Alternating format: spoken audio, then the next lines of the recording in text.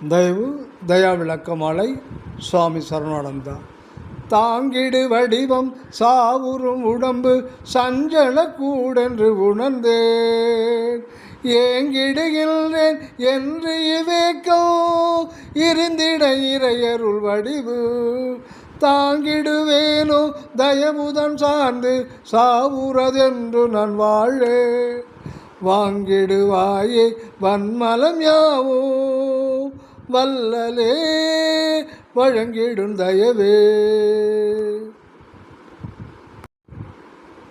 தயவு தாங்கிடு வடிவம், அதாவது சூக்கும ஆவி வடிவம். விஎஸ் இறையருள் தாங்கிடு வடிவம், அதாவது அருட்பிரகாச பிரணவதேகம். வடிவம் என்பது நித்தியமானது, அது சாவுறாது. ஆனால் அந்த வடிவம் தாங்கி நிற்கும் இந்த மாமிசத்தாலான சஞ்சலம் தருகின்ற உடல் உருவம் அழிந்து போகின்றது. வடிவம் என்பது உள்விளங்கும் சூக்கும சரீரம்.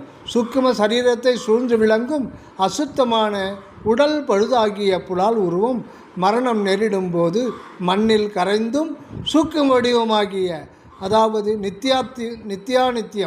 நித்தியம் ப்ளஸ் அனித்தியம் கொண்டது உயிராற்றல் உணர்வுமயமான வடிவத்தில் நித்திய பாகம் ஆன்மாவுக்குள் மீண்டும் ஒடுங்கி விடுகிறது. இதில் அனித்திய பாகம் விண்ணில் கரைந்துவிடும் என்கின்றார் சுவாமி சரணானந்தா.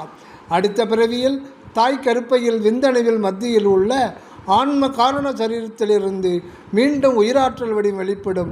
அதே நேரத்தில் உணவுப் பொருள்களை செல்களாக தன்மயமாக்கி கொண்டு புலால் உடல் உருவம் சூழ்கின்றது. மீண்டும் வாழ்க்கை அந்தியத்தில் உடல் உருவம் நீங்கவும் பழையபடி உயிர் வடிவம் ஆன்மாவில் ஒடுங்கி விடுகிறது. இதுதான் பிறப்பு இறப்பு ரகசியம். இந்த சஞ்சலக்கூடு ஆகிய அசுத்த புலால் உடம்பையே சுத்த பூத, அதாவது விண்பூத சக்தி அணுக்களாக மாற்றிக்கொள்ள வேண்டும் என்கின்றது சுத்த சன்மார்க்கம். உடல் பழுதலாம் தவிர்த்தே எனைப்பள்ளி எழுப்பி அருட்பெரும் ஜோதி என்கின்றார் வள்ளலார். சுத்த உடல் உருவத்தில் புலால் இல்லை. அது எடை போடக்கூடியது அல்ல, ஒளி ஊடுருவக்கூடியது. ஆக பாடலை மாற்றி அண்மையப்படுத்தி பார்த்தால் நன்றாக புரியும். வடிவம் தாங்கிடும் புலால் உடம்பு சஞ்சல கூடு ஆக இருக்கிறது. சஞ்சலம் என்பது பசி, தாகம், பிணி, மூப்பு, மரணமாகும்.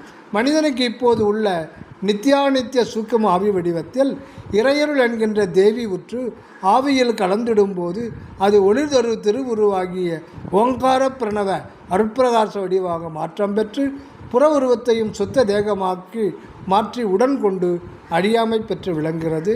கருத்து சுவாமி சரணானந்தா.